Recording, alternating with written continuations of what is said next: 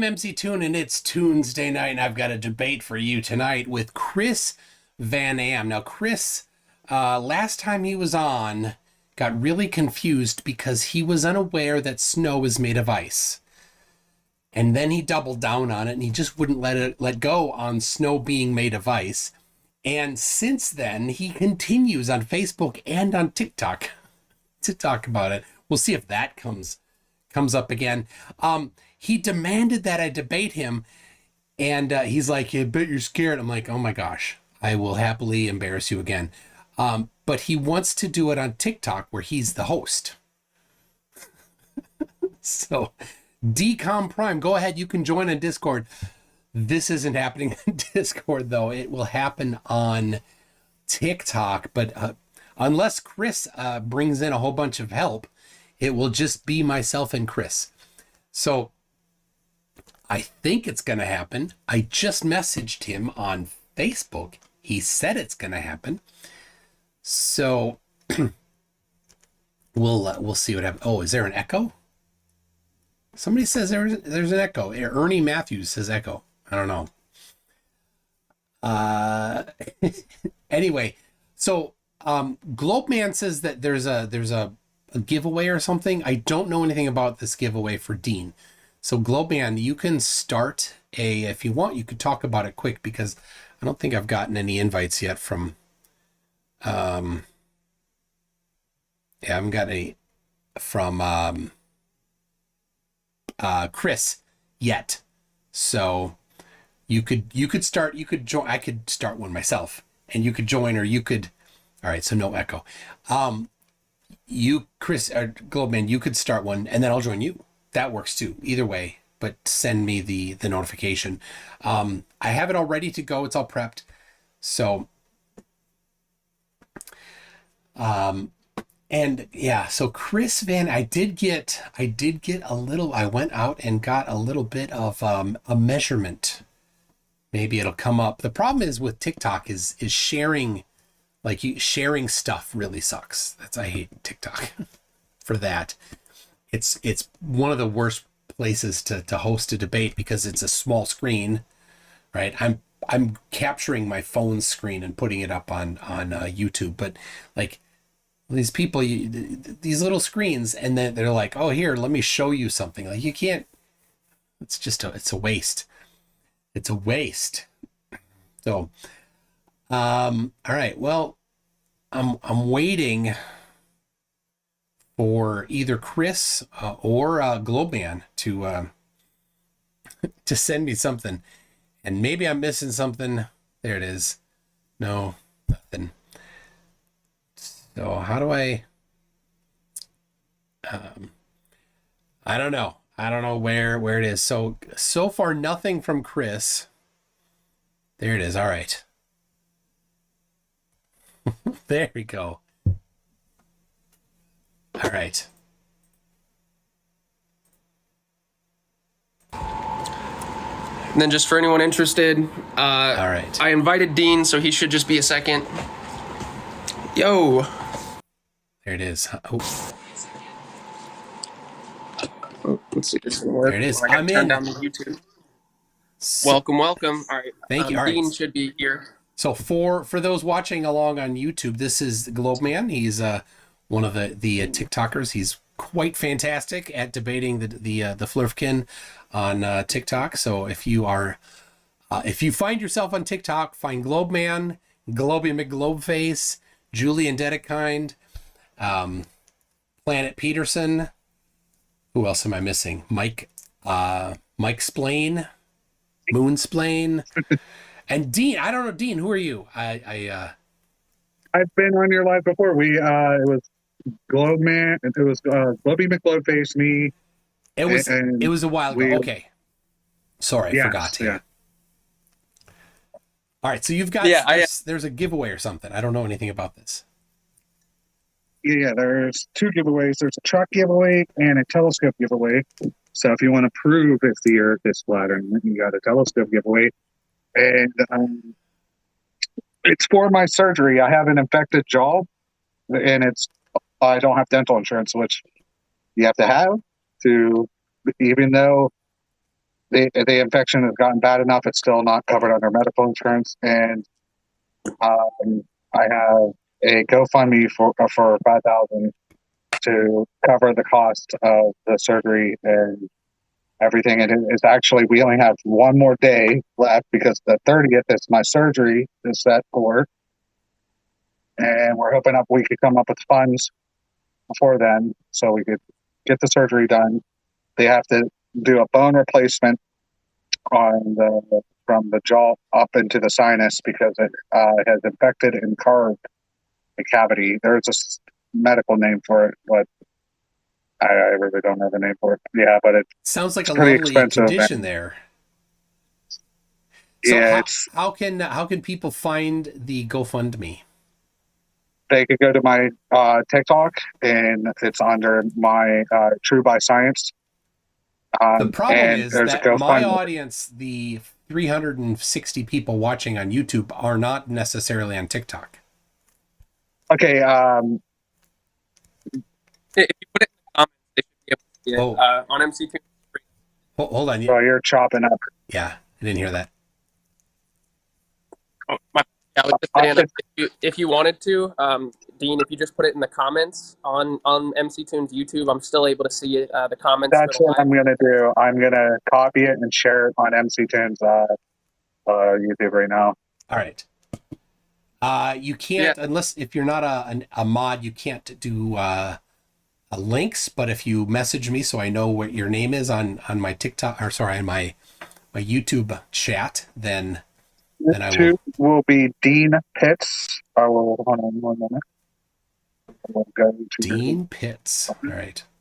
So you got a message. Speaking of Dean, you have actually quite a bit of background noise. Do you have like a fan on near you? Me? No, I didn't. No. That's Dean. not me. I have a That's fan, not me. but it's not close. Yeah, that's my fan. I heard it in the last live as well, but maybe it's on my end. Maybe it's because I don't have headphones in. All right, so Industrial Nerd put Dean's True by Science link in there, so that'll be. PG Tony says we're not on TikTok because we're not commies.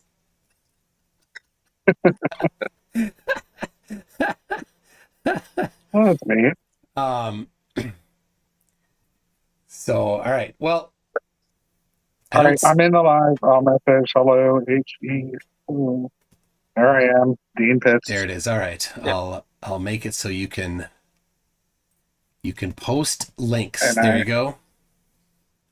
And also, thank you for actually like seeing the comments and reaching out. I definitely appreciate it because we're trying to help Dean out as much as we can. Yep. Well, there it is. Did it go through? Yep, we see it there. So I will pin that comment. That is for the surgery, and I'm actually going to see if I could talk the doctor into let me live stream it. That would be crazy. All right, I just got the invite from Chris Van Am. So someone, a question I asked, they said, what kind of telescope? It's an Orion Star Blaster 6-inch Newtonian telescope, which is a decent sized. It's not a small one. It's a pretty big scope. So it definitely will shit on the P1000 and the P900. Can it focus? If you know how to focus. Well, there you go. It depends. That's user error. If you don't, that's on them. There is a focus ring on the P1000. They just need to flip the switch and then twist it, but they don't want it in focus. They want it out of focus. All right. Well, I'm gonna pop over to Chris's. Thank you, Dean, and the Globe Man, and we'll see you. Sure. We'll see you around. Yes, definitely. All right. Gotta do this. I need to get out of this. There it is. That. All right. Oh my goodness. He's outside. It sounds like he's outside or something.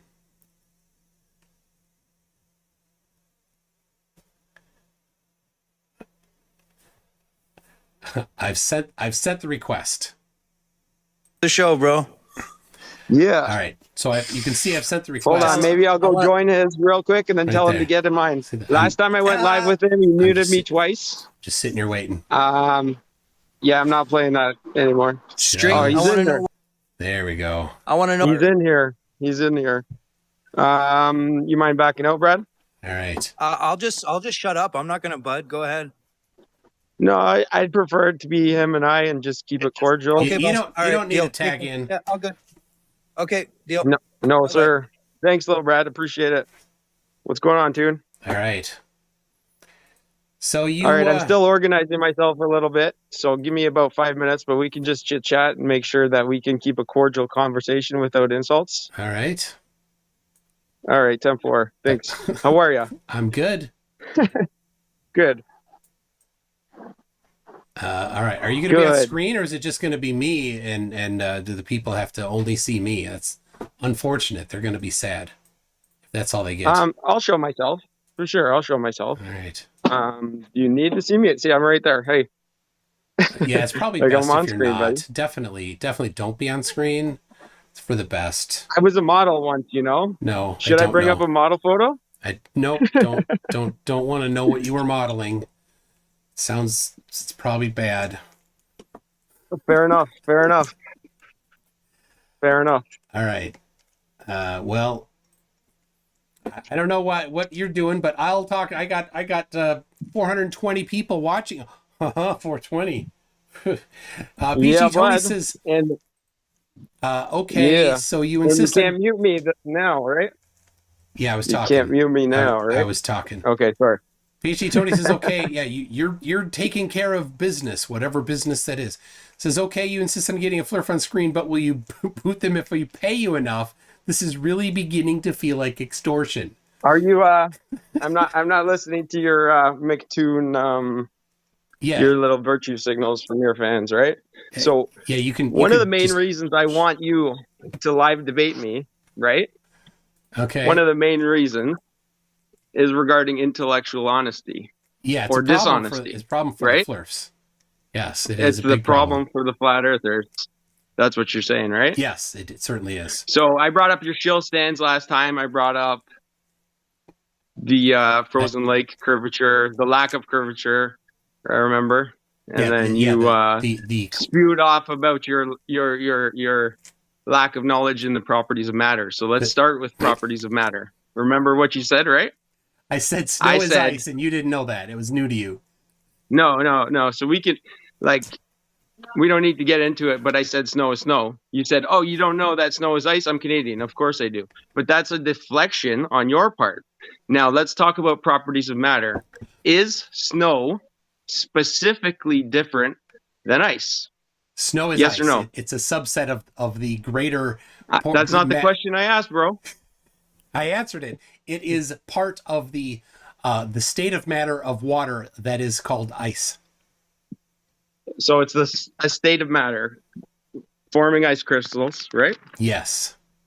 And it's cold. Right. So let's talk about properties of matter and what make them different, right? What makes them different? What makes Tell me. Snow different from what? From ice. Snow is ice. Okay, properties of matter. Since you're going to play this game, properties of matter: color, shape, volume, density, temperature, boiling point, viscosity, pressure, chemical change, chemical reaction, and molecular structure. Okay. Yes, all the same. Snow is ice. Does snow have the same molecular structure and formation process? It does have the same formation process? As ice? Yes. So the only way, let me correct you and prove to your fans who are live right now that the only way you can make snow is through atmospheric vapor, right? Gaseous state, H2O. So what you were doing then was demonstrating your lack of knowledge in some very basic properties of matter. But let me read to you a message from Leo the Alchemist. Says, chemist here. You don't need to hear your messages or your deflections. You and I are debating. He does not know what makes it different. Did I say that it's not? Okay, so what about the molecular structure? Snow is ice. Okay, so McToon, here we go. Is graphite diamonds? No, graphite and Yes or diamonds no? are both carbon.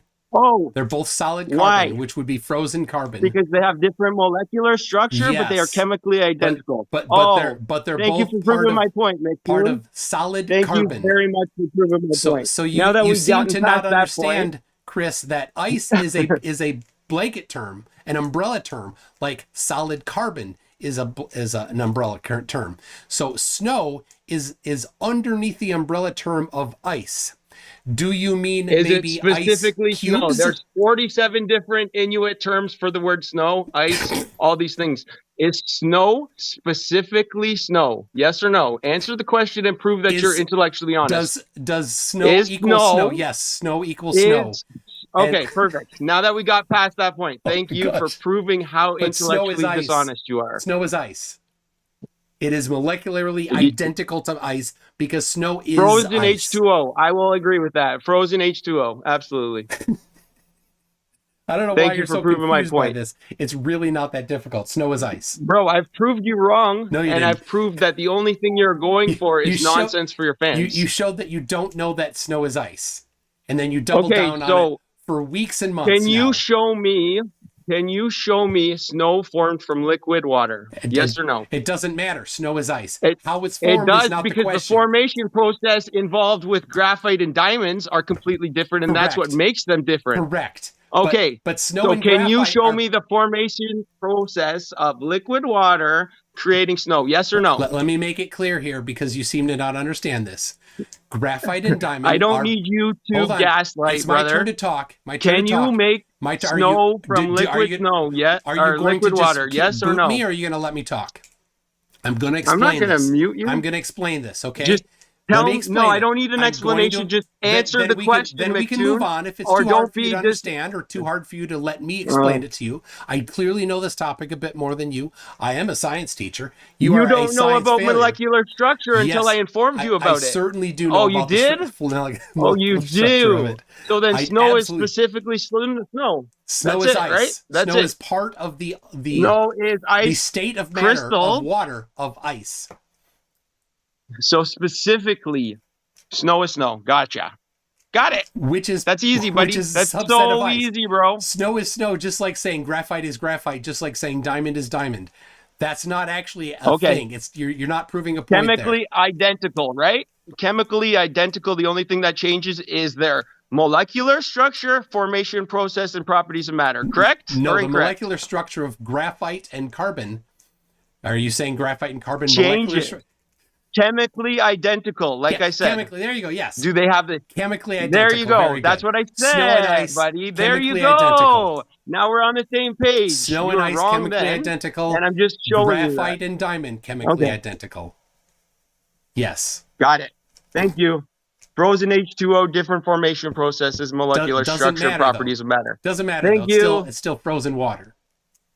I don't know why this is hard for you. So let me then. It's. I'm just explaining to you. The only reason that you deflected to that was because you don't understand.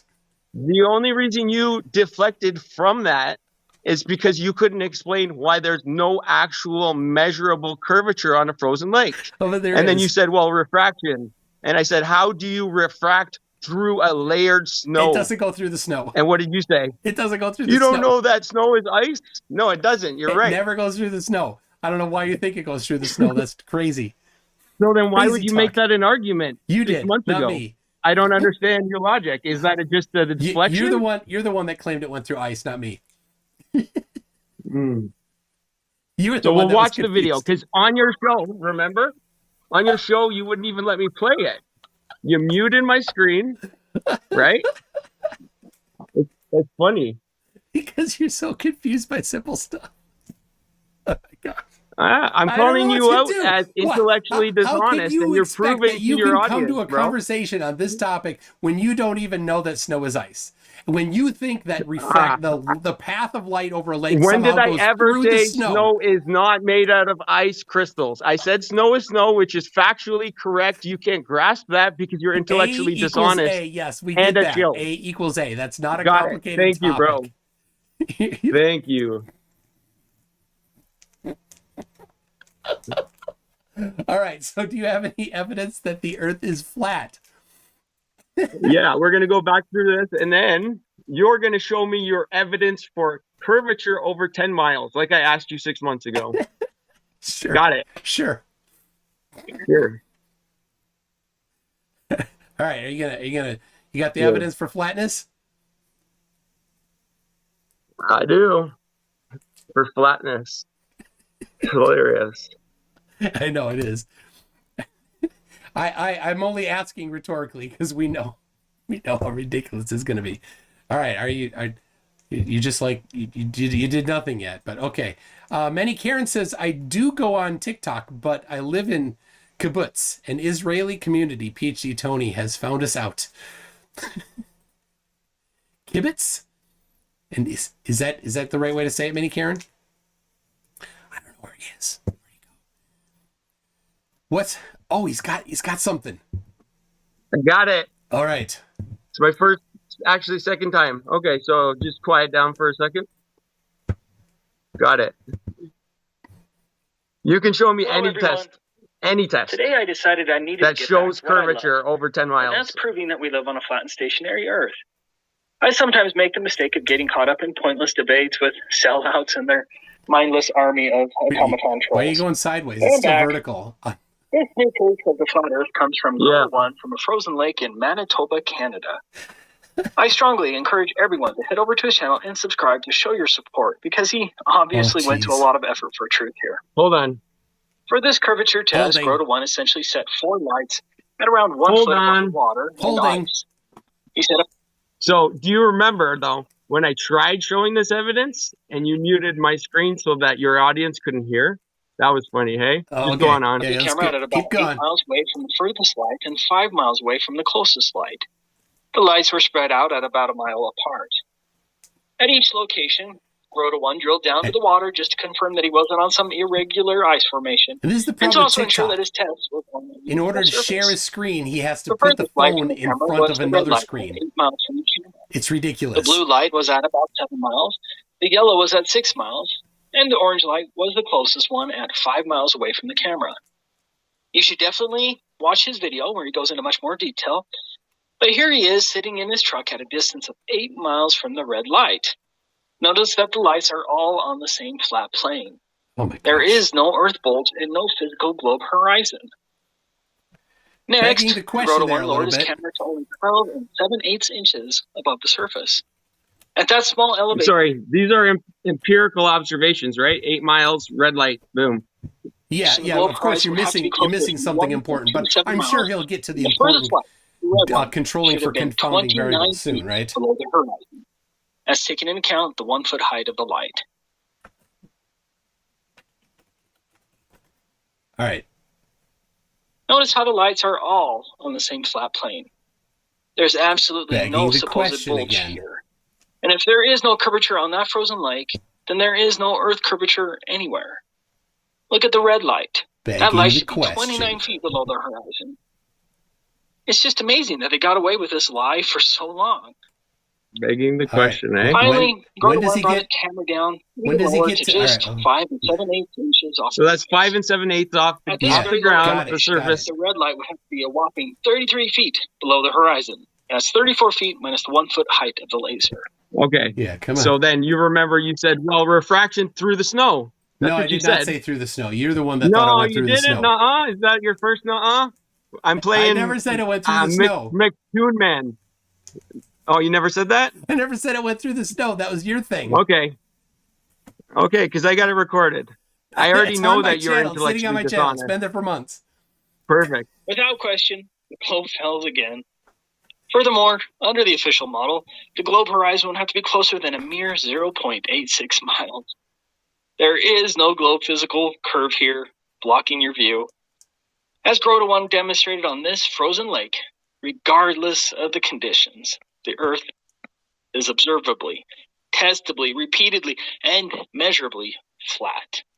All right. Is it done? Yes, we were all like not yet. Yes, they control our education.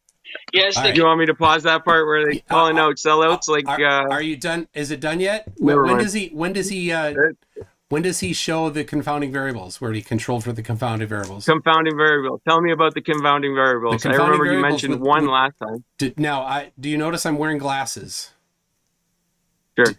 Are you aware that light refracts when it goes between different index of refraction gradients? Yes. Are you aware of that? Okay, so okay, so here we go. Right? I knew you were going to go there, and that's why I got myself prepared, brother. Oh, I'm anxious to hear your preparation. Atmospheric refraction is calculated assuming a plane surface. Oh, this is Harvard. This is UCB. So I don't know. What do you have to say about that? I didn't use that one. Maybe you should look at the one I used. But you just brought up refraction, and then I informed you that atmospheric refraction is calculated assuming a plane surface. That one example is, but not the one I'm looking at. Okay, so is there a way that you can forward me what you're looking at on Messenger? Can you do that for me, buddy? On Messenger? Sure. Yeah, I don't know how else we're gonna send stuff. Yeah, it's because we're on TikTok where you can't actually share your screen and where the screens are tiny. So, all right, there it is. So that's calculating ray bending from Andrew Thomas Young at San Diego State University. I'm showing it right now on my YouTube channel. So right here we have, I'll show you where they're calculating it based on not flat surface. Look at that. If you scroll down to the very first diagram, you'll see. Yeah, he paused. He's got to jump over to it. And they did not calculate it based on a flat surface. Of course, I mean, you take your pick, do one or the other, and see which one works and which doesn't. Because I question I've been seriously questioning your intellectual honesty. So let me just double check, and then sure. Wait a second. What did you think I was sending you there? I'm sending you something that's got math in it and empirical measurements and another. I'll send you the one with empirical measurements. Just a second. This one here. For when I get to that one. So are you ready? Okay, so right off the hop, it implies a radius value that you can't actually prove. But hold on a second. Let's go on. You had a problem. No holding on. You said something right off the first hop. One that right did off the not hop, use you are the making an radius of the Earth, argument and based now you're on complaining authority, that it's brother. using the radius of the Earth. Right off Which the hop, one is you it? make an argument Chris, based on authority. So you need to do you want to use the one that's based on no radius or the one that's based on a radius? Bro. It can't be neither. You've got to take your pick. You've got to take your pick. Stop not-ing. It's all right. Okay. So I'll explain it. So you calculate. No, I don't need your explanation. I'll mute you, bro. So listen. The ray of light is what you do, and you compare it to the measured, not assumed, the measured radius of the Earth. And when you compare it to the measured radius of the Earth, right? Yes, it's been measured. I measured so you it myself. Just made a statement based on authority. I measured it myself. Provide the experiment that proved the radius or the diameter. You measured it yourself. I personally measured the radius of the Earth. Yes. 4 With times. Angles of elevation from a celestial body? How does that prove the ground you stand on, bro? It doesn't. The math is over your head. I understand that the math will be over your head. It will be very difficult for you to understand because you don't understand that right off the hop in this mathematic equation that you shared, it implies a radius that you can't empirically verify. Then go back to the other one that does the math based on a flat surface. Here's the begging the question, Michael Toon. Here's the begging the question.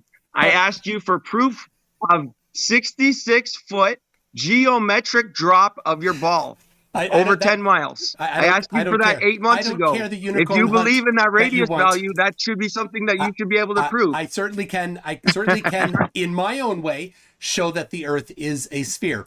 I do not. That's not what I'm asking. Hunting. I'm asking for empirical measurements over 10 miles. I do not go unicorn don't Chris hunting. Me, buddy. I choose my own evidence. You don't get to pick what evidence I can or cannot present.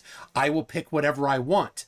If you then reject it because you don't like it, that's on you, and it makes you look intellectually honest, not me. So You first Intellectually started honest. complaining about the radius or the Hold on, I just wanted to point out to your calculation. fans that you called me intellectually honest. Absolutely, Thank yes, you, sir. I did. So you first I am found intellectually a honest. paper You are on refraction. intellectually Hold on, Chris. dishonest. Chris, just listen for a second. You first found a paper on refraction that did not use the radius of the Earth or the curvature of the Earth to calculate the effects of refraction in the air. So you thought somehow that was a gotcha. So then I showed you. No. Oh, I'm not So done the yet. got you I'm moment. not done yet, Chris. No, I'm not done yet, Chris. no. The I'm got not you done moment yet, Chris. is Why when are you sent interrupting me a Are you link scared and the of first the answer, Chris? on the Are you first. scared of the answer? Is that why you won't stop? Why Okay, you know won't what? let me Take the talk? mic, Chris. take Why the won't- mic, and Yeah, then let me I'll debunk take you the mic. like I'll take the mic, but you have to stop talking. Okay, first. You'll take the mic. Stop talking. You're just being Stop intellectually talking. dishonest. Stop talking. I debunked Stop your talking, you little your child. nonsense in Stop talking, you little snap child. of the finger, bro. Hey, Chris, I get to talk. Don't interrupt. I'll explain it to you. You As get to if you're talk. 5. Stop talking, and I'll do You it. get to talk. And I'll say I'm done when I'm done. Got it? Are you ready? You get to talk. Okay, so here's what you did, right? Right off You're the not letting hop. me talk. You said I get to You talk, sent and then me you a didn't let me link talk. Chris, I that get to talk. You implies said I get to radius talk. You value said I that get you to can't talk. measure. Chris, I you debunked that said in I snap get of the to finger, and talk. you've been You said acting like this I since. get to talk. Sorry, buddy. Chris, you Take your mic said- back. Oh my gosh, he muted me. All right. And that ends the debate. He muted me. Yeah. Okay, so here we go. Hold on Let's a second. show what he. All right. So he muted me while I was talking. So let's make it clear. Let's make it clear what kind of a dishonest person he is. Let's see. I got to set up my screen here. Set it up. So he wanted to be on TikTok so that he could mute me. That's why he wanted to do that. So, and absolutely exactly what I was expecting. And it's no surprise that he had the dichotomy there. The first paper that he found on refraction did not include the radius of the Earth, and he's like, ha, I got it. It assumes a flat plane. And then I showed him the one that doesn't assume a flat plane, and he's like, aha, you assumed a not flat plane. Which one is it, Chris? It cannot be both. It absolutely cannot be. You don't get to use it because you assumed a flat plane, and you cannot use it because it assumed the Earth to be a sphere. An absolute failure, complete and total destruction of a fraud, and one of the dumbest flat earthers I've ever talked to. One of the dumbest ones. But I will show while I'm in here, I will show the how you do refraction calculation. And yes, you do in fact use the radius of the Earth because the radius of the Earth has been measured. I did it myself. It's not an appeal to authority to appeal to measurements. That's again a false fallacy, thinking that somebody else's measurements is an appeal to authority. He showed me a video of somebody else's measurements. That's an appeal to authority by his own measure, which of course he doesn't see because he has a dual standard of evidence. But calculating ray bending from Andrew Thomas Young at San Diego State University. We've got right here calculating rays, and there's the diagram showing the radius of the arc of the ray of light. And here's the important thing. This is both empirically and mathematically confirmed. The what's called the coefficient of refraction. The coefficient of refraction defines 1.0 as the arc of the light being the same as the radius of the Earth, the measured radius of the Earth. And you need, one thing you need is the lapse rate. So it talks about the lapse rate, talks about 0.12 degrees per meter. This is in Celsius, or close to one degree per 10 meters. And there's a couple different ones. Here's 1.16 degrees per meter. And it's what they call the critical temperature gradient. So there's a couple different ones where they calculate 0.12, 0.114, 0.116. This is important. So if we roughly put it, here's another one at 0.11. These are mathematical predictions. And then if you want to see the actual empirical, you go to mc2.net/refraction. And this paper here is one of the good ones. It says monitoring the refraction coefficient in the lower atmosphere using a controlled setup of simultaneous reciprocal vertical angle measurements. So there you go. There's the two things if you want to see the empirical measurements. But the key thing is the 1 degree Celsius per 10 meters, or 0.1, the range is 0.16 to 0.11 degrees per meter. So I went out to this lake. And on this lake, I did what no flat earther has dared do on a lake since the Lake Balaton, which wasn't frozen, but the Lake Balaton test. I measured the vertical temperature gradient, and I used this little sensor given to me by Industrial Nerd. Thank you very much for that. So right there, down on the ice, sitting on the ice, negative 0.6 degrees is the temperature at 0 meters. Now, I did not have a metric tape measure from Menards. I had an imperial one. So right there at 1.5 feet, a little bit above 1.5 feet, I got 0.2 degrees Celsius. So in the bottom 1.5 feet, there was a temperature differential of 0.8 degrees. 0.8 degrees. What did this say? We needed, in order to have the ray of light bending at the same rate as the radius of the Earth, 0.11 to 0.12 in that range. 0.11 to 0.12. This is critical. On a frozen lake, the lapse rate is significantly higher than the critical temperature gradient lapse rate in order for the light to bend at the same radius.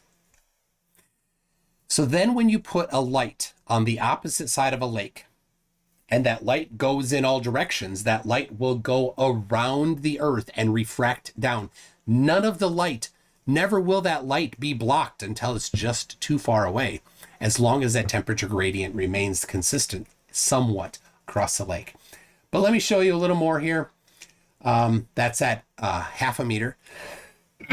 And here we are at 1 meter, 0.7 degrees. So we have a 1.1 degree lapse rate in 1 meter.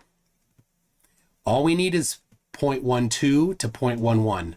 That's all that is needed for the light to arc at the same radius as the Earth. The closer you are to the lake, to the surface, the more you are relying on the radius or on refraction. And they pretended, because flat earthers are pathological liars, they pretended that there was zero refraction. That's how desperate flat earthers are. They must claim that there is zero refraction on a lake in order for you to see these lights. When in reality, this is the situation that has the strongest refraction on the surface of the Earth. 1.1 degrees, 10 times the lapse rate necessary. I'll keep going here. I measured it up at 1.5 meters. So from 1 meter to 1.5 meter, there's just a 0.2 degree differential, which is still significantly more than is necessary for the critical radius.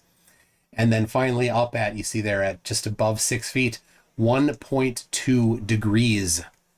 So it went from 0.6 degrees to 1.2 degrees. It's a 1.8 degree Celsius differential in just 2 meters.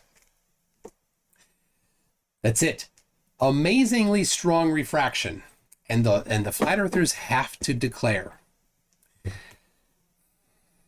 Chris Van Am, and I was at Zoom Truth, or who was it that he was playing? I don't know. Whatever flat earther he was playing, showing these 4 lights over a frozen lake, must lie. Intellectual dishonesty is the problem for flat earthers. It is a lie to claim that no refraction is happening. If they don't like this particular way that refraction is being calculated, then they could go ahead and show the correct way. They won't. They can't. It's math. They can't do math.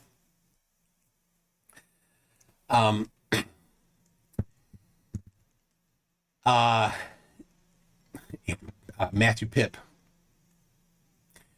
Let's see. Did you get the observation of the sun going straight across the sky at the equator on an equinox? You told your audience it exists. It does exist.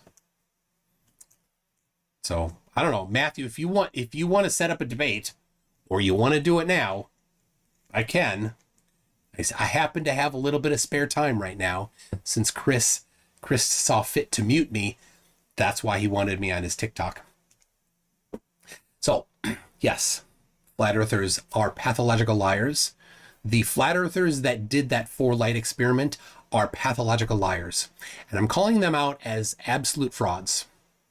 Complete and total frauds. They are absolutely declaring that refraction is 0 over that lake, when it is clear to see that refraction could not be 0. They did not control for confounding variables. They did not do any analysis for refraction on it. They did not measure the lapse rate to show that maybe there was a 0-degree differential in that. Of course there isn't, but maybe there was. Is that their claim? I don't know. They never addressed it. They never addressed it because they're liars. There it is. So, all right. Matthew Pip, if you want to see the observation, you can come right on here and I'll show it to your face and make a liar out of you. That's what I do. I make liars out of flat earthers live for the enjoyment, pleasure of the audience.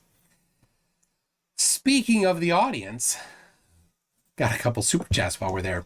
Mr. Sweet Potato says Vegas is offering 20-1 odds that the Flurf doesn't keep things cordial. Of course he doesn't.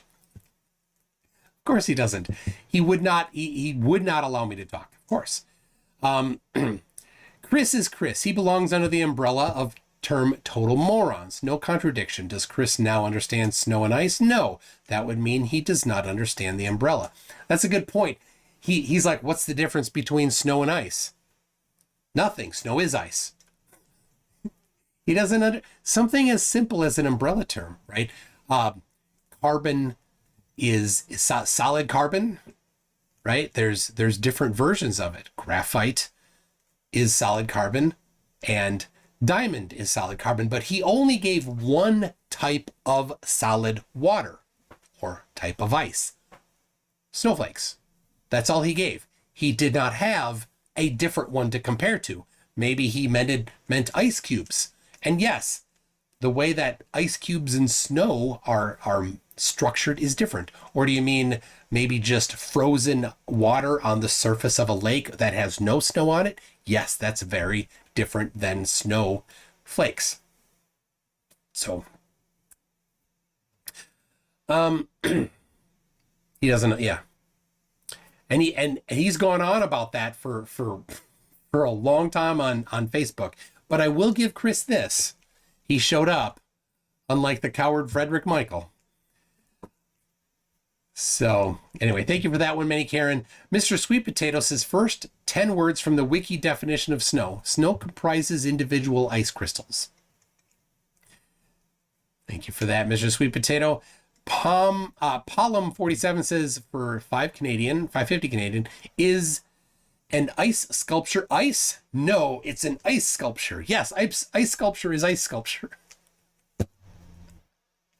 Nerd Alert says, for some snow ice to soothe the Flurf butthurt. Tyler M says, holy shat, snow is snow. I'm convinced the earth is flat now. Is this genetic defect being serious right now? Why do I subject myself to this crap? We like laughing at the dumb flat earthers, the dumb that is the Flurfkin.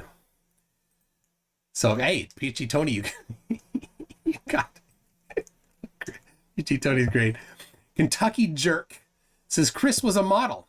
He modeled for before and after. Adds in a man in manhood pills. He was the before. What institution did you find this guy, MC Toon? I think he escaped. The orderlies don't know that he stole their phone and is outside somewhere yelling underneath a freeway overpass about snow being snow. Oh my gosh. King Cruz says kids with Down syndrome think Chris is retarded. That's naughty. Very naughty, but funny. But naughty. Nerd Alert, who's been a member for 30 months, says, do you know that flat earthers have 47 different words for things disappearing over the horizon? One word is cultural taboo, though. Curvature. RB20 guy has a $1 super chat, and it is his first super chat ever. So congratulations, RB20 guy. For $1, there isn't a message, but if you messaged me, just tag me in a message, I'll read it out for you.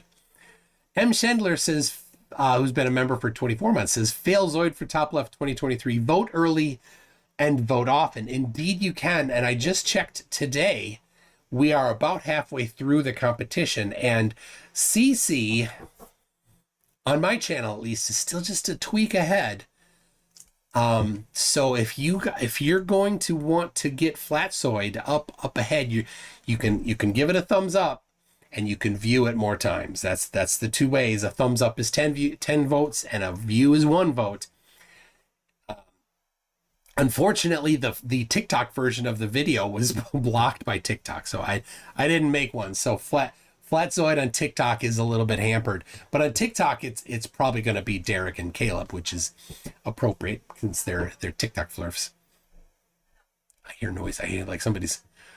How do you join? You send me an email, mctoon@mctoon.net. That's how you join.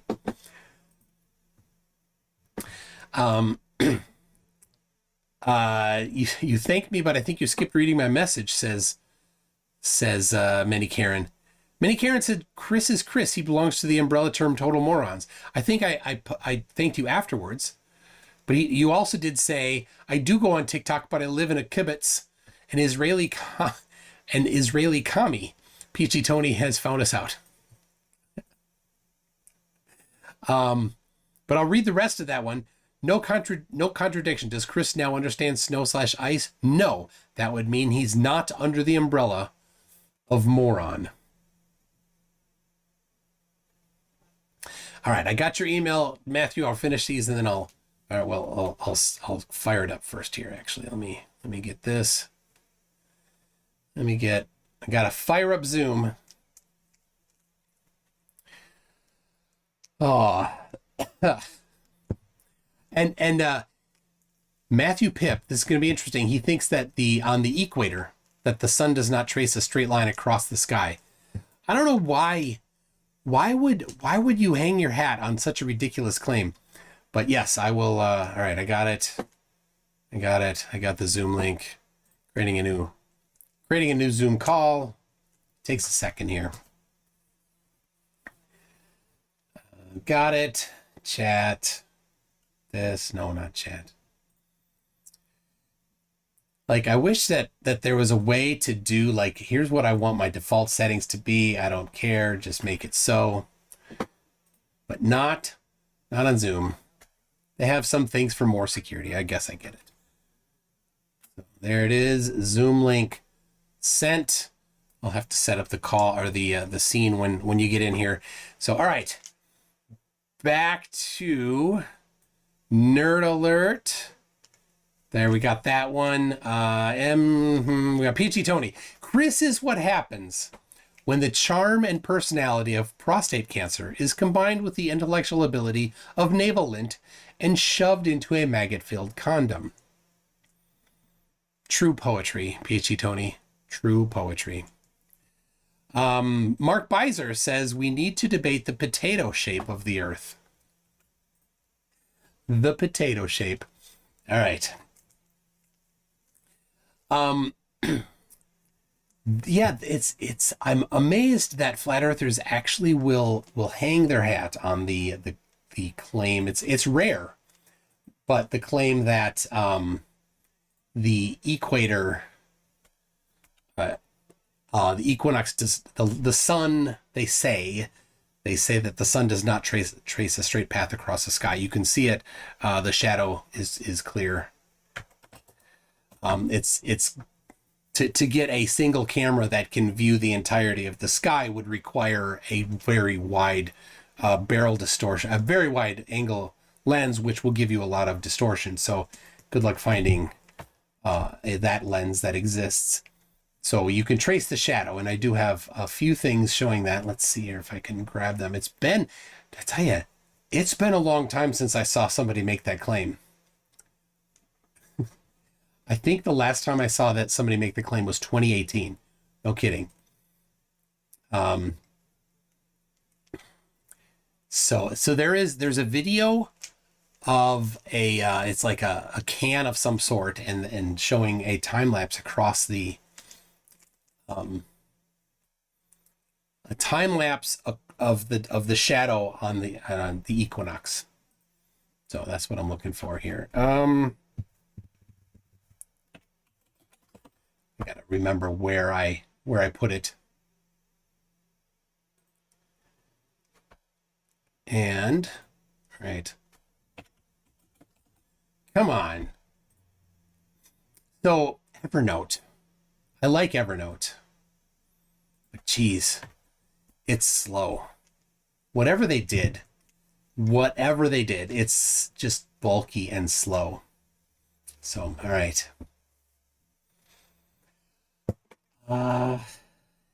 Ooh, that may be it there. Okay. He's not in yet. So. Aha! I got it. Having good notes is critical. So he says it's impossible on a flat and required on a ball. You can set up some plum sticks in the ground and shadows must stay within one another. But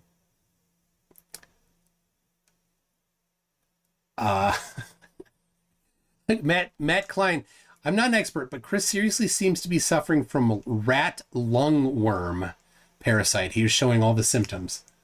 I don't know what that is.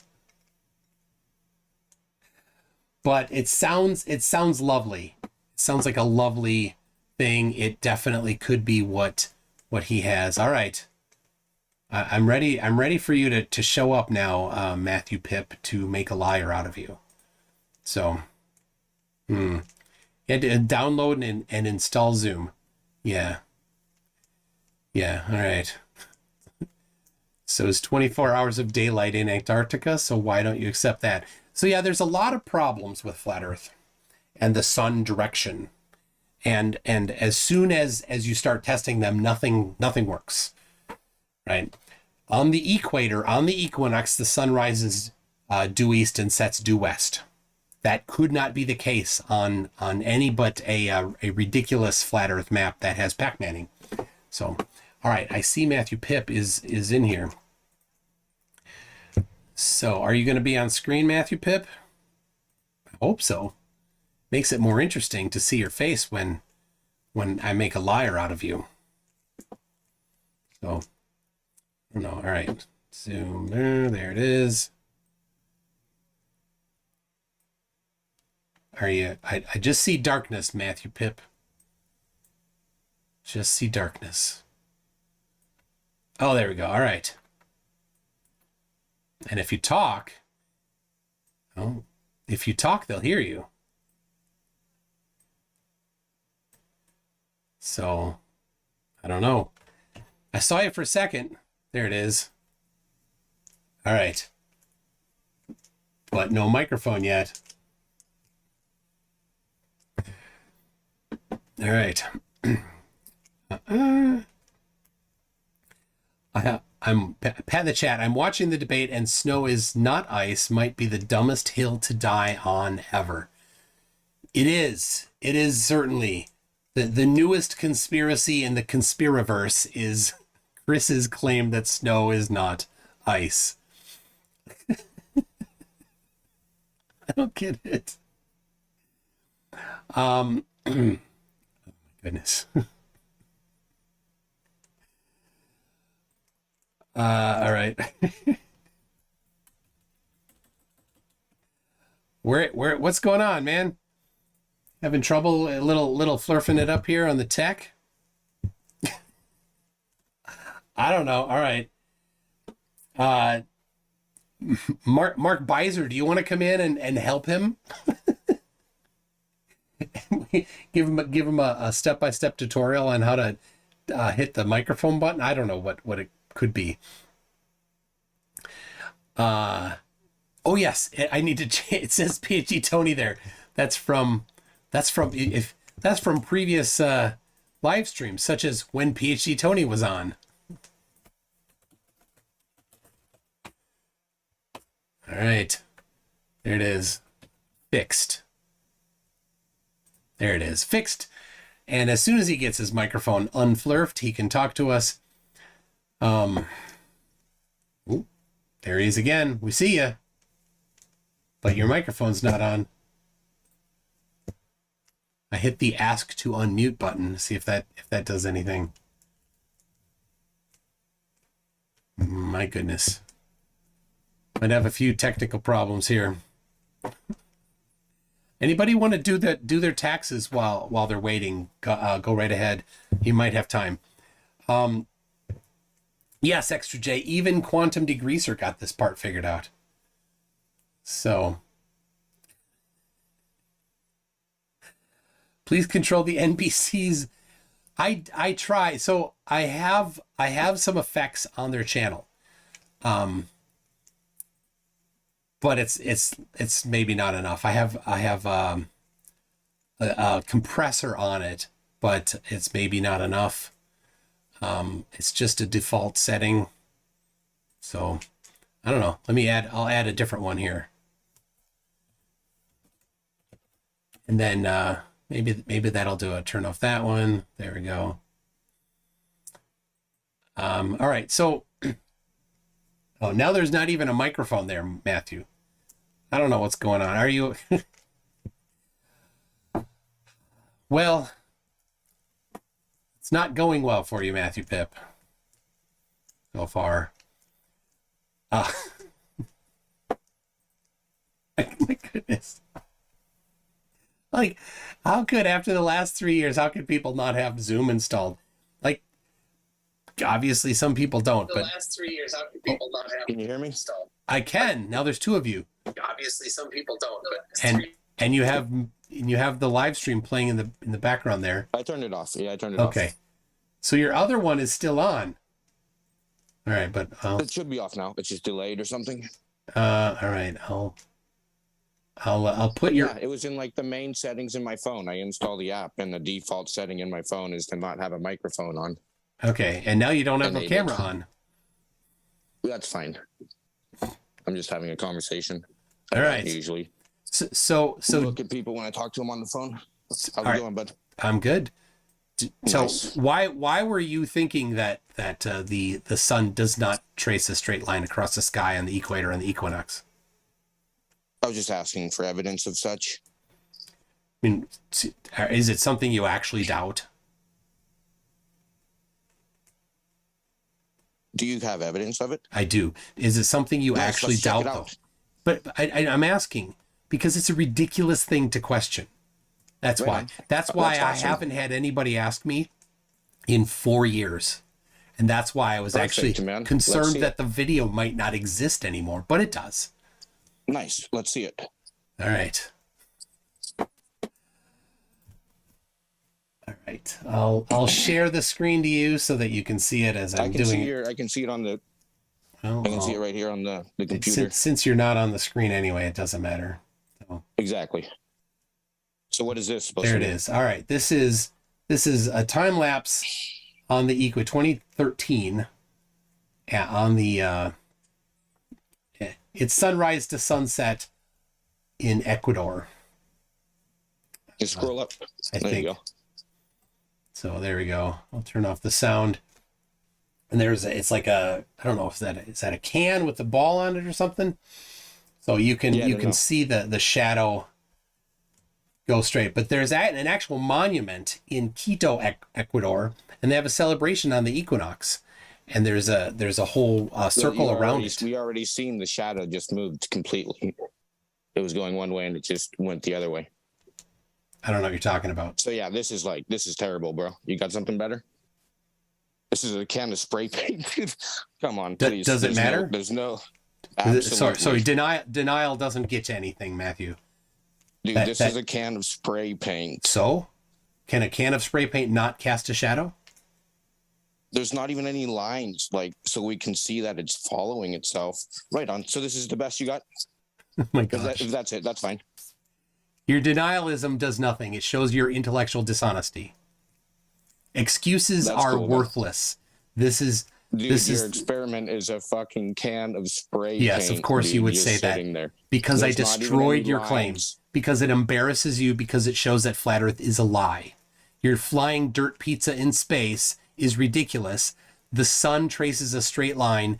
If the Earth were flat, then the sun must rise about 45 degrees north of due east on the equator, on the equinox, and it doesn't. And there it is. He got demolished and rage quit. Shows the dishonesty. Is anyone surprised? Of course not. So, thank you, Matthew Pip, for failing just like all flat earthers. And like I said, I did this to make a liar out of you, and that's exactly what I did. That is a record, Firelass. Absolutely, that is a record. So I'll let this continue playing, but you can see right there, I'll pause it. There's no shadow at all. Back it up just a little bit. There's no shadow at all, showing that the sun is directly overhead at that time.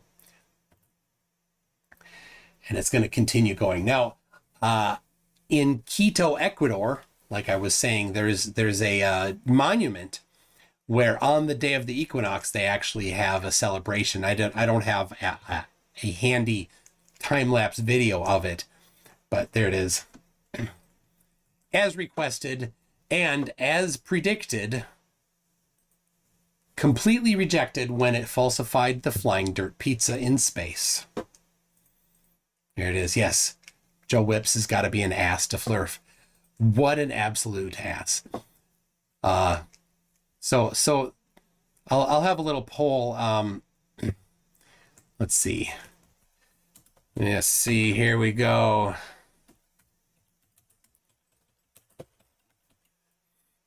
I'm making this poll here.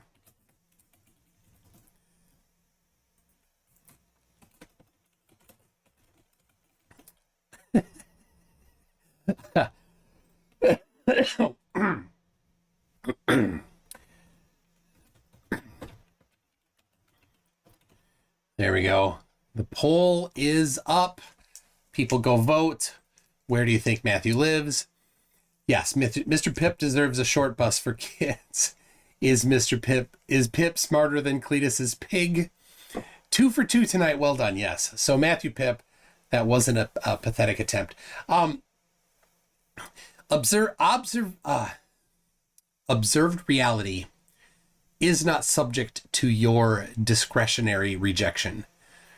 The sun rises due east, the sun sets due west.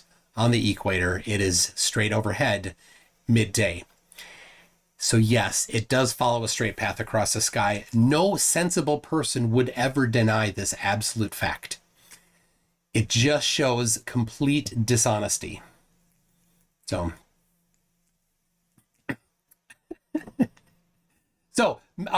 Matthew Pip, Mike is wondering, why does it sound like you drink gasoline? You could type your answer in the chat. And then Pilo1408 says that bit with Pip needs to be a short. I will make it a short. That's a good idea. Thank you for that. Aren't the first and last options the same place? Doubtful Form says for $2.20 Canadian, says was born in Quito, would love to visit its someday. Yes, I would love to visit South America. If I ever do take a trip to Lake Titicaca. I hear that Lake Titicaca and Quito are both in the southern hemisphere. Or, well, Quito is right on the edge there, isn't it? But let's do this. Let's do a live search to see. Now, I don't know if there is a time-lapse video. Maybe people can search for that. But a time-lapse video of the monument in Quito there. Lael says, why can't Flurfs accept the simple fact that when a light source is blocked by an object, it creates a shadow? Yeah, why does it matter that it was a paint can? A straight shadow, the path of the shadow, and maybe he was confused because the camera position changed. That could be. Right, here we go. Sun's rising, and then watch this, and then here comes the camera position is going to change. Let's see it. Oh, yeah. So he's like, it changed. It changed. All right. But what we can do, I mean, you could, I'll put the link to this in the chat. You can all do your own analysis at your leisure. And there are things, he's like, you could have sticks on the ground to measure whether or not it's moved side to side. But of course, there are things on the ground. This is diamond plate steel. So you can actually see where the shadow lies in relation to the plate. So you go ahead and have a look and you can watch it as the shadow moves across, and you can see that in fact it does not. I checked this out 4 years ago, almost 5 years ago. It doesn't actually vary. It just shrinks, and that's what happens to it. It's a really cool demonstration in a very low-tech way. And low-tech is awesome if it's done well. And this was done well. RB20 guy says, one more Flurf and combined IQ may hit double digits.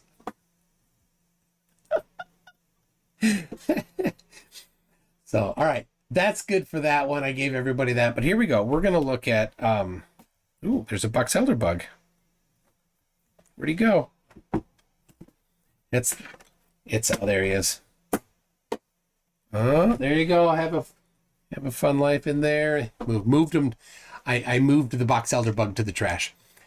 So, all right. We've got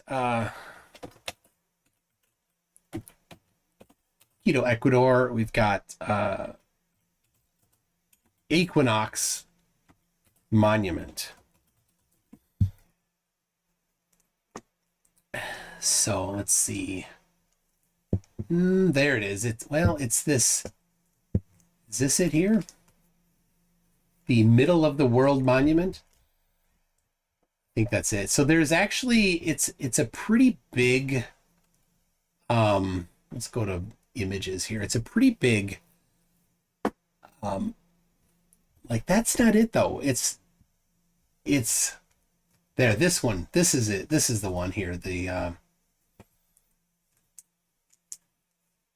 That's it right here. It's this circular thing. Yeah, there it is. So I would love to see a time lapse of this. So if anybody has one, knows of one, send it to me. If anyone lives in Quito and can do a time lapse at the next equinox, that would be fantastic. I did have somebody emailing me. I forgot. I'm not going to say your name.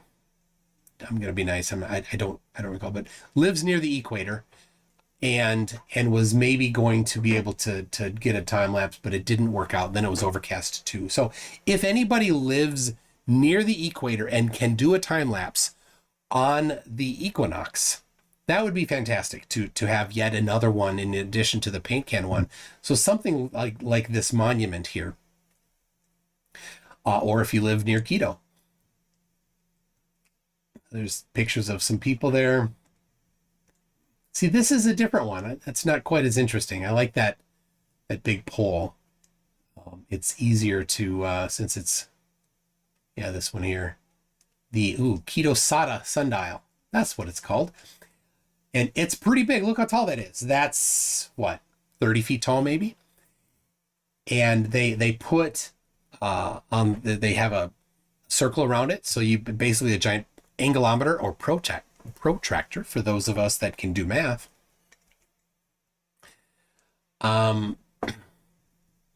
Jiffy Cones. Calculations aren't measurements, a Florf said. I said, you have 2 $5 footlongs. How many inches of sandwich do you have? No answer. Oh, there it is. Liquid Flame says Diana Cowan, aka Physics Girl. Ooh. Get well soon. Did a video about the equinox and no shadows. So, oh, that's interesting. So, anyway, this one here or any other place, I only have the one, and I could add to my collection some other time lapses so that what's his name could reject more things. RB20 guy, I got an email from him, says, I wanted to say it took 2 weeks of watching you and FTFE before I figured out your videos were not satire.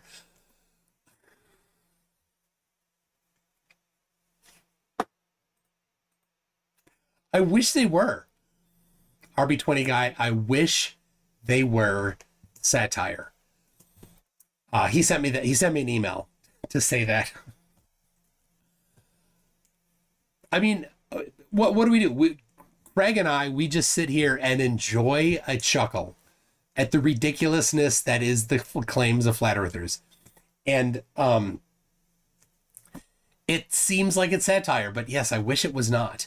These people really do and believe these things. And if you find them in their echo chambers on Facebook, some of them are incredibly toxic. I have gotten death threats. I have them that have said that I am going to hell because I don't think that the earth is flat. I have had them try to cast demons out of me because I don't agree with them on the shape of the earth. I have had people try to contact my employer to inform them, they know, that I do these videos. There are flat earthers on Facebook that have contacted other people's friends and family and harassed them on Facebook.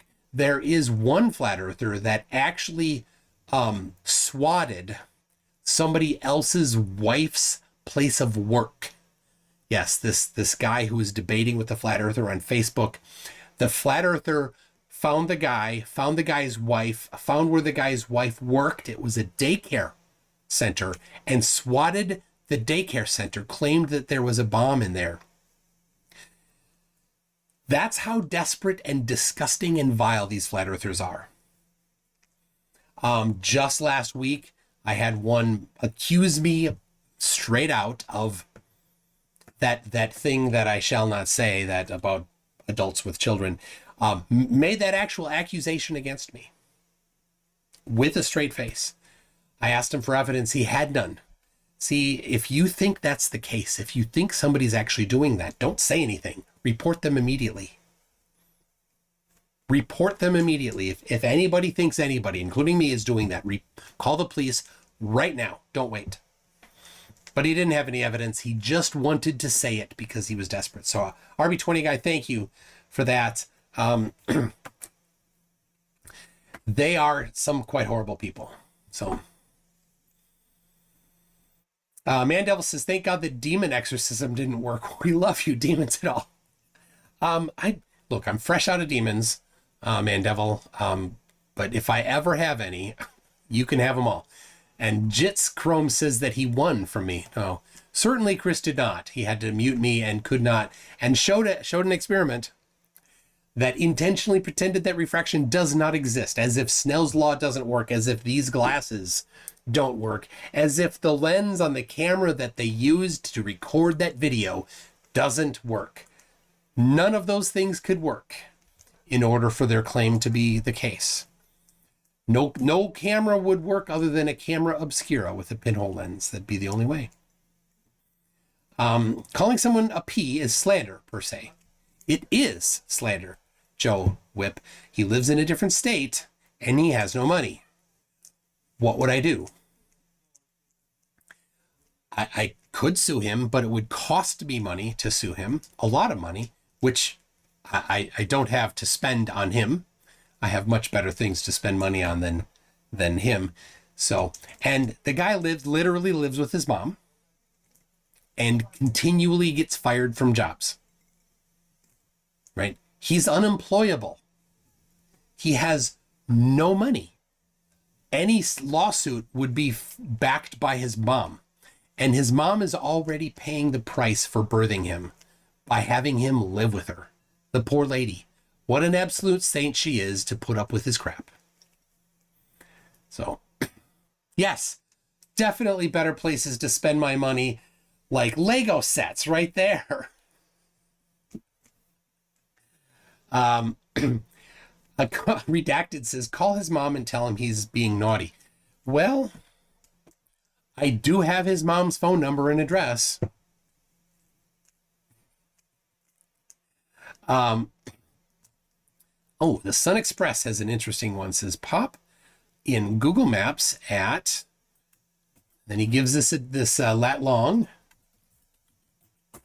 And so I shall do it here. Let's see.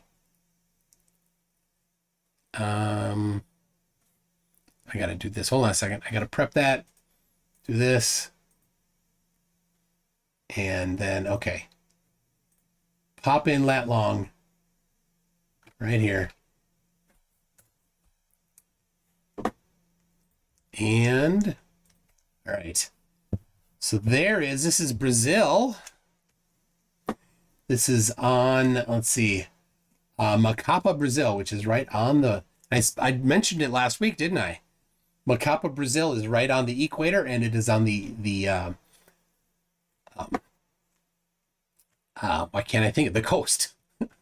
The coast of Brazil. So there it is.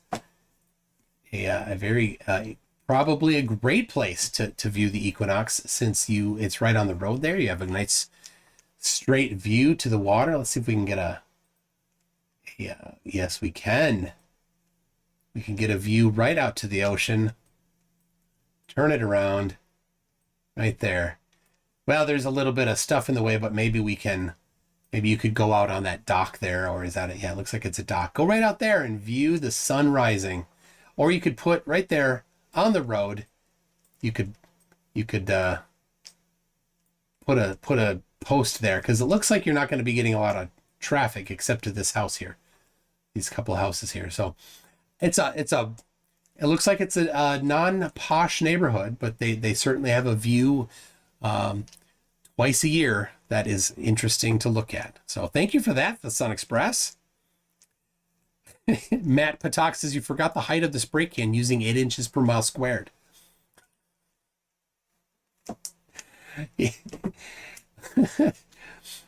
30 Avenue Equatorial. Oh, look, it's Equatorial Avenue. Oh, that's awesome. That's a perfect name for that street, Equatorial Avenue. So, yeah, who wants to go there and film it? If somebody's in Brazil, Siggy, are you in Brazil? That'd be fun. So, will 33 ever give up? Yeah, he keeps coming in here. He keeps coming in here and commenting, but he really had a bad showing last time. He really did. So, all right, let's see here. I'm going to, what am I I'm going to get this. I'm going to hide that. So, all right. So we can see the chat there. I'm going to end the poll on where Matthew Pitt lives. Questions are, does he live in Mommy's basement and live at a freeway overpass, or at a homeless shelter? Mommy's basement wins with 42%. Well, Matthew Pitt, you can set the record straight. Is it one of those three? Pat in the chat says, I think you went past my super chat. Oh, hold on. Oh, I did. Thank you for that. Pat says, I say we take a class trip to Lake Titicaca someday. Then, because I'm still in high school, we go to the country with my favorite name. To go to the country with my favorite name, Djibouti. We share favorite country names. Sending hearts. Go west of the city and look at the monument. Oh, there's a monument at that city too? All right. Because Quito, hold on, I'll put it up on screen. Quito is not close to this edge of South America. Oh, there it is. There's a cool monument. That looks really there. This isn't a very good picture, but we'll see if we got a. Yeah, we do. Oh, look at that. Matthew Pitt. Why would they build this if they didn't see a straight line across all day long? That's really cool. It looks like it's in a little bit of disrepair, but it's really cool. Let's see, let's go around here. And there's a quarter of the way around. Get out of the way, truck. Truck, what are you doing? Shoe. You're in the way. Oh, crud. That tree's in the way. Somebody cut down. There it is. Okay, so there's this hole in it, which clearly is to let the light through, Raiders of the Lost Ark style. And it's got a ladder up it. Who wants to climb that ladder? Me. If you stand in the middle, you can watch the sun pass through one circle hole in the morning and another in the evening. Oh, man, that is cool. That is a place to go. So if I ever get to South America, I'm going to visit this neighborhood. Looks like there's some good Airbnbs there. Are there? I don't know. Here we go. I'll stay at this place, wherever this place is. I don't know what that is. Oh, they're building a new thing. If I can't read Portuguese, but I can guess. Let's see. Vem I Parque do Mio do Mundo. Mundo is Earth or world. Mio do Mio. What's Mio? M-E-I-O. I have no idea. Pat the chat. Can I also conduct an experiment where water drains in two different directions there? No, you cannot. That is a hoax. Water draining because of Coriolis force is in different directions is super, super difficult to actually do.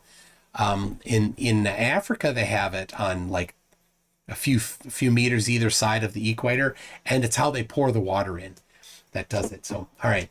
So did somebody, oh, Mio is middle of the earth. There it is. There it is. Very cool. So let's turn around here. There it is. That's really cool. I love that. I would want to go there. Coming middle of the world park. Aha. Click on the landmark icon. There's a great picture of it. Oh, okay. Hold on. Let's get out of this. Where'd it go? There it is. Marco Zero de Equator. This one here? There's 4,900 photos. Matthew Pitt, you're in trouble. 4,900 photos. Clearly, they built this because it traces a straight line, Matthew. Denial doesn't make it not happen. So, very cool picture. All right, well, we're getting off. Just pictures in the similar area. A billboard of people surfing. Do a GeoGuessr. Guess where it is. Here's a concert. Was that there? Was that at the place? I don't know. Helicopters. Man, imagine being so desperate as Matthew Pitt to just deny something so obvious. How embarrassing for you. Oh, that was so embarrassing. All right, that's the last one. Well, there it is. I could. Yeah, Matthew Pitt. So now you said it's impossible in flat Earth. So now are you a globe earther? Because if we look at the, all right, I'll do this little thing here for you. Matthew Pitt. Let's see. No, it's this. I gotta find the. Long ago, I created a folder called Debate Media, and I don't actually use it very often. It was the one I sent to Team Skeptic for when I was on with debating Nathan Roberts on Simon Dan's channel. That was 4 years ago this June, I think. And that folder is mostly untouched since then. So, all right, it's loading up. In the meantime, I got a super sticker from Johnny Dopp that says, "Hey, you," and it's got a pair. Hey, you. Thank you for that. All right. There it is. Let's see. When flat earthers, find their favorite number, 666, in globe measurements, I made this because there's all sorts of 666s in the flat earth too. You can, it turns out if you just hunt for numbers, you can just suss them out of anything. But on flat earth, it's 66.6 degrees from the North Pole to the Tropic of Cancer. Flat earthers have 666 in their number. And the sun moves 1,666 miles per hour as it circles the North Pole. Oh my goodness.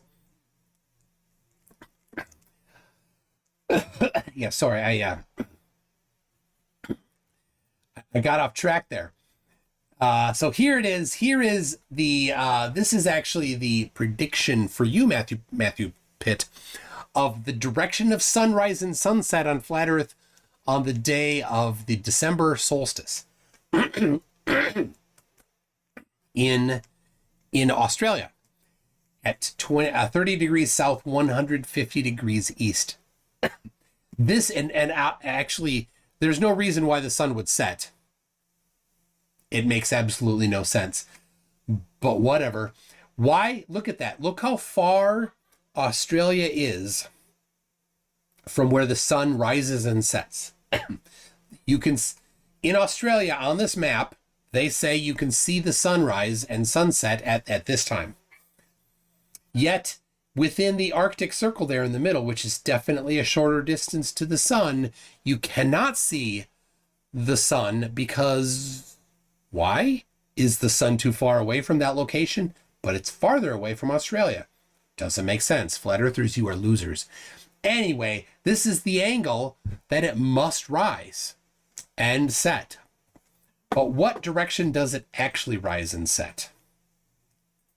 Well, let's have a look. Well, it rises south of due east. You see that going down diagonal picture there? That's from suncalc.net. And it sets south of due west. In fact, the sunrise direction that is actually observed is 28 degrees southeast. So 28 degrees south of due east. Weird. How is it so far off? Flat earthers, Matthew Pitt, and other people that are so dumb that you think the earth is flat. Yes, I need a little tab. All right.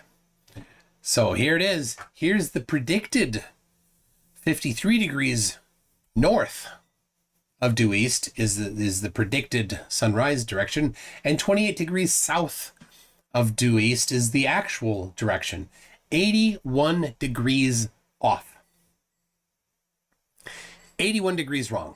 Not a little. Not, oh, oops, yeah, that's a rounding error. Or, oh, it's a half a degree. No. 81 degrees off. 81 degrees. So when flat earthers are like, oh, well, how did you control in a Cavendish experiment to not have any electrostatic forces between them? Because even though you grounded all of them, there still are electrons flowing around. Seriously? That's your standard of evidence? And you believe this? 81 degrees off? Oh, no. They just make up magic phrases. They'll say, well, we see it that way because insert magic phrase, azimuthal grid of vision. How does an azimuthal grid of vision cause something that's actually located 53 degrees north of due east appear to be 28 degrees south of due east? No explanation. Just saying that magic incantation doesn't actually solve the problem. So, Professor Phil Bell says, very cool place and cool local administrators with the foresight to build such a thing. Very, very true. It is a really cool thing.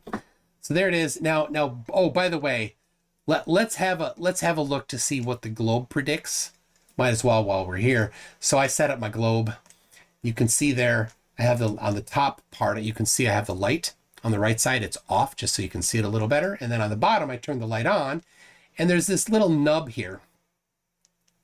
You can see I put a little bit of Play-Doh actually, and a straw, or it's a bendy, a twisty that I straightened, the metal twisty. So, but we can get even a little closer. I zoomed in on it. You can see there, I got the actual angle. 27.5 degrees is what I measured in this somewhat crude setup here. Eastern Australia sunrise prediction on the southern solstice for the globe. 27.5 degrees. And again, what was the globe prediction? Well, it's pretty close there. The observed sunrise direction is 28 degrees. The predicted one in my little model is 27.5 degrees, only a half degree off. Flat Earth is 81 degrees off. Which one makes sense? Which one makes sense? Not a difficult question there, is it? Not a difficult question at all. Let's see, what else do I have in here? This is a little treasure trove I don't get into very often. My angular size formula. Angular size 2 times the arctangent of G over 2R. Let's see, I derived that in a video. Let's see, this is a good one. Man, I never break this out. Downward refraction. How does downward refraction make distant objects appear? Does it make them appear higher or lower? Well, let's have a look. I have a few minutes. I'm going to do this thing in a little bit on Witset's citations and how he always contradicts. So anyway, so this is the end of it. I have several slides of it, but you can see that the light from the top corner of that hotel bends down to reach Batman. But by the time it bends down, the angle of incidence that the light enters your eye into will cause it to appear slightly higher because it had to change its angle in order to enter your eyeball or into the camera. So yes, downward refraction causes things to appear higher.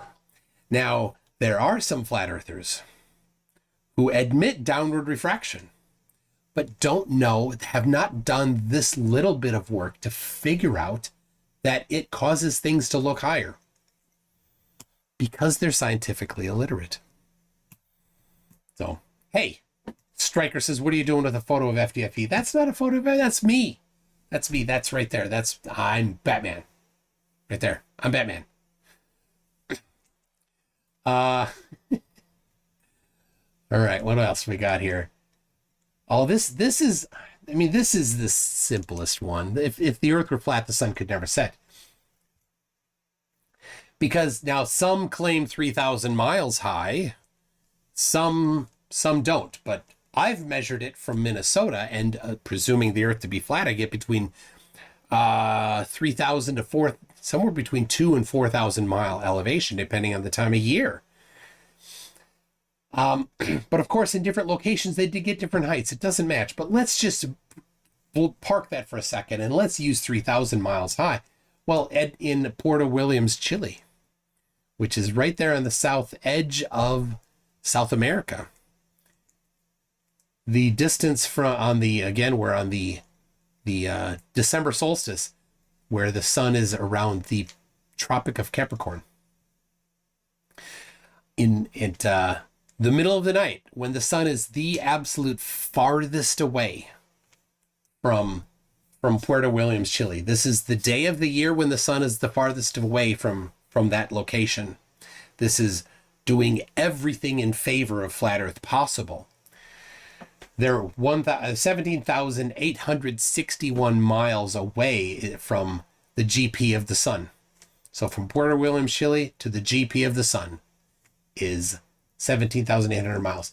And if the sun is 3,000 miles high, well, then we could solve that triangle, and the sun must be at 9.51 degrees angular elevation. Now, unless you're really close to something blocking your view, you would see that. There's nothing that could possibly be in the way except for just, being inside a house or having a tree right next to you, or a mountain right next to you. But if you get up high enough, you will see that high. And yet, in the middle of the night, you do not see the sun, which you must. If the Earth is flat, you must see the sun in the middle of the night. This simple thing, right? This is an actual application of trigonometry, but you don't need trigonometry. All you need is an elementary school understanding of angles, right? How far away does the sun need to get in order to cross the horizon? And of course, still retain the same angular size. There is no answer for flat Earth. It could never actually cross the horizon. Even worse, it would shrink in angular size, but we never see that. When you actually measure it, it's like this, there's these variations due to the atmospheric conditions, and that's about it. Doesn't work. Oh, well. All right. Well, let's see what else we got here. Ooh, we've got this Whitsitt. Whitsitt would really be confused by this because Whitsitt actually claimed last week. He actually claimed that the South Magnetic Pole is around the perimeter of the dirt pizza. Because he claims that the magnetic field of the Earth is a perfect symmetrical magnetic field. And that the edges of the magnetic field at the south edge, where it's the weakest, interacts with the noble gases in the atmosphere to cause the southern lights. And when we asked him why, he said centrifugal divergence. What is that? It's a nonsensical term. There's nothing. And I'm like, where'd you get it? He said Ken Wheeler. And PG Tony spit out his drink when he was drinking. It was hilarious. It makes no sense, Vincent.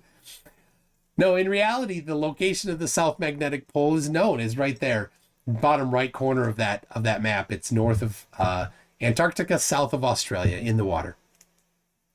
So how on flat Earth does that work? It does not work. Not even close. I do have, you know what? I took this map and I used Photoshop and I mapped it onto a polar projection. Let me see if I can pull it up quick. I might not have gotten, like, it was a gigantic Photoshop file and it kept dying on me. Let's see. Yeah, so I have the Photoshop files. 1 gig. 1.02 gig. Let's see, magnetic inclination. See, I output it as a PDF. Why did I output it as a PDF? Oh, that's not it. That's my source, was a PDF.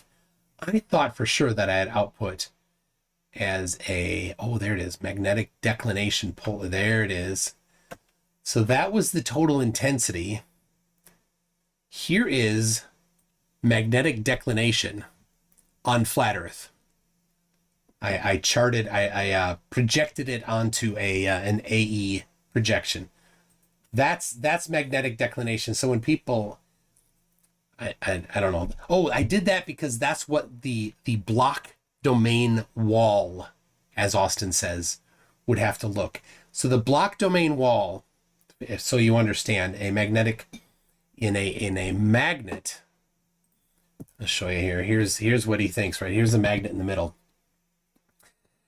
You have north on one side, and south on the other side. And so you have it's a toroid field, right? But there's a line right here on this symmetrical magnet where north and south are equal. So this actually has a plane that is the block domain wall. So when he says block domain wall, he means that there is a magnet like this inside the Earth, a permanent magnet, maybe somehow, I don't know, and that there is a horizontal right here slice, and that's where the Earth sits. I don't know how far up he thinks there's Mount Meru at the North Pole, with no evidence.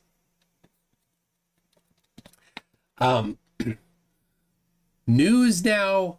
This reporting that 2 New Orleans students might have found proof of 2,000-year-old theorem.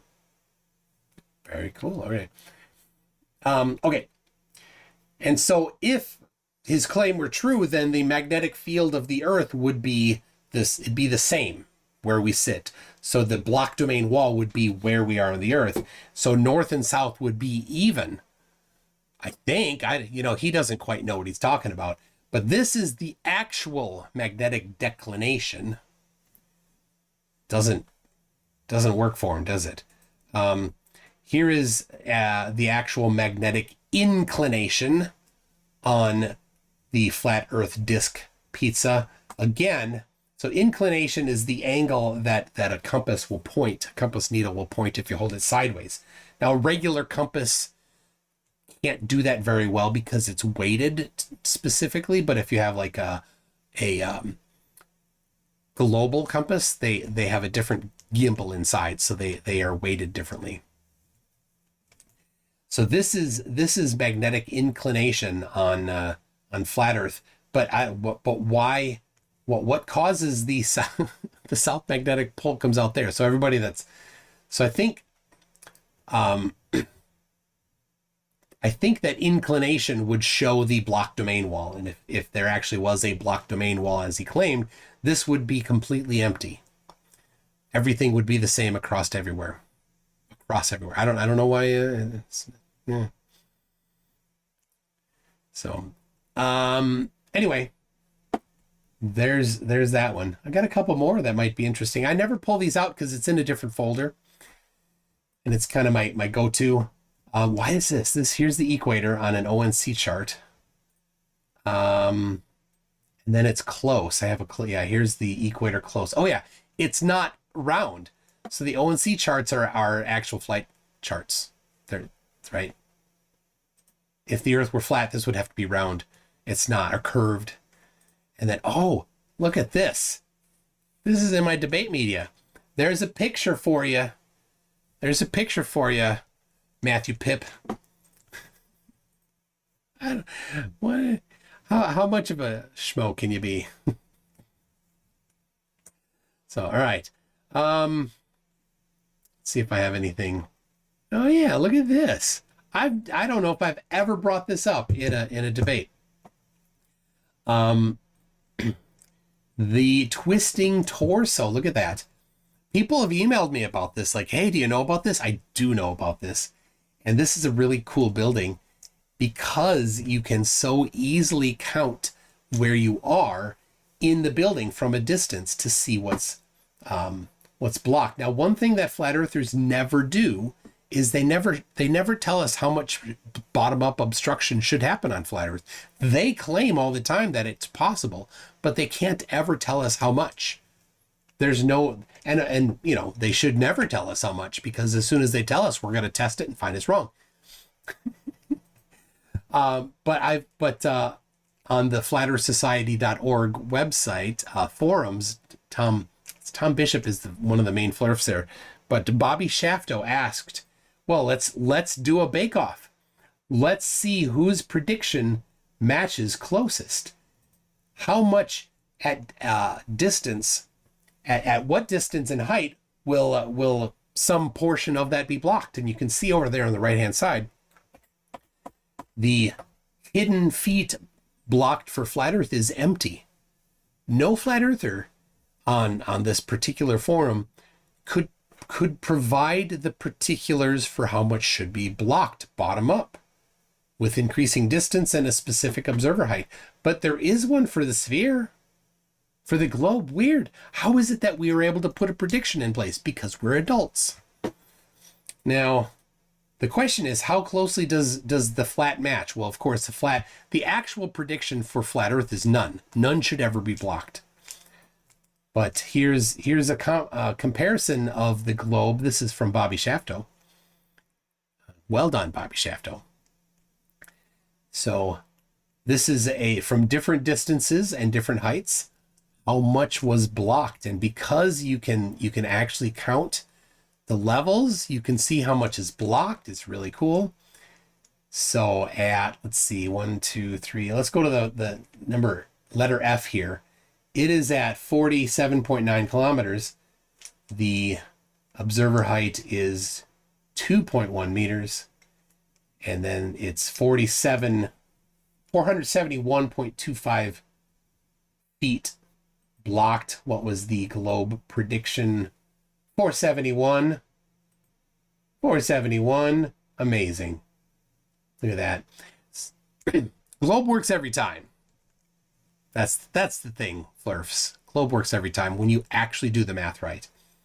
And then for some reason, at that same distance, 47.9 feet or kilometers, 29.8 miles distance, he went higher. And more of it was shown. But on flat Earth, there's nothing in the way in either case. You should see all of it in both cases. There it is. Well, people, thus is the tour of my debate media folder.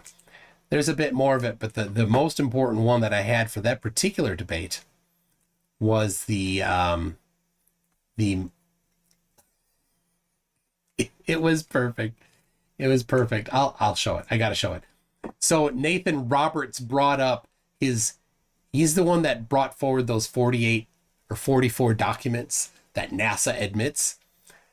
And he brought up one of them. He specifically brought up this one here that includes this table H.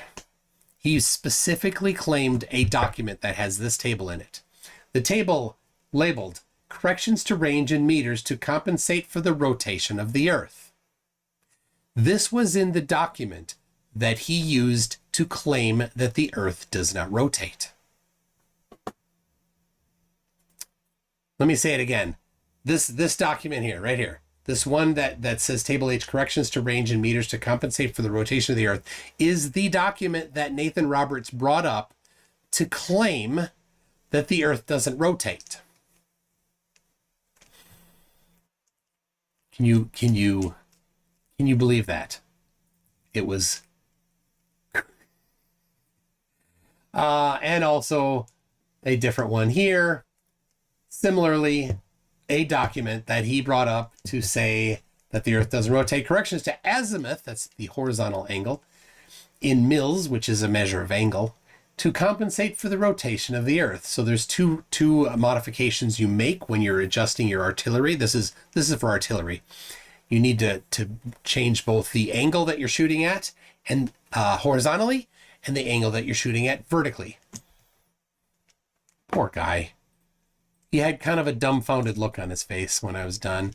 And if you go to his channel, it's gone. He wasn't on YouTube much longer after that. I don't know if it's a coincidence or not. He less than a year later, he was gone. So anyway, yep, it's the law of Flurf, the first law of Flurf. So tell you what, I have in 10 minutes time, I have a it's kind of a it's I'll tell you, it's a little bit of a just for Witsit and for people that might ever debate Witsit, a little bit of how to debate him from my perspective, and showing how his citations ruin his own claim. It's basically an exploration of the first law of Flurf. But let me make sure. All right, we got ableist's question for Flurfs. Are you inclination? Are you incapable? Are you incompetent? Are you insane? stolen from Wile E. Coyote. Very nice. So it's a tribute. It's not a tribute to Austin. It is, you see, Austin has a certain set of things that he does. I don't want to, I'm not going to get into it now. I don't want to ruin it. No spoilers, but I hope that you join me for that one. It it should be good. Some really funny stuff. I had no intention to do it, and then I ran across this funny stuff. So I'm like, oh, I can't just let this one go. So anyway, people, thank you very much for joining me. Thank you to Chris Van Am for being so confused about everything and showing how intellectually dishonest all of the flat earthers are. Intentionally ignoring refraction when you are in a condition that has the highest rates of refraction is lying. Just is. So don't have truth in your name. You're all liars. But people, thank you very much. We'll see you later. The outro worked.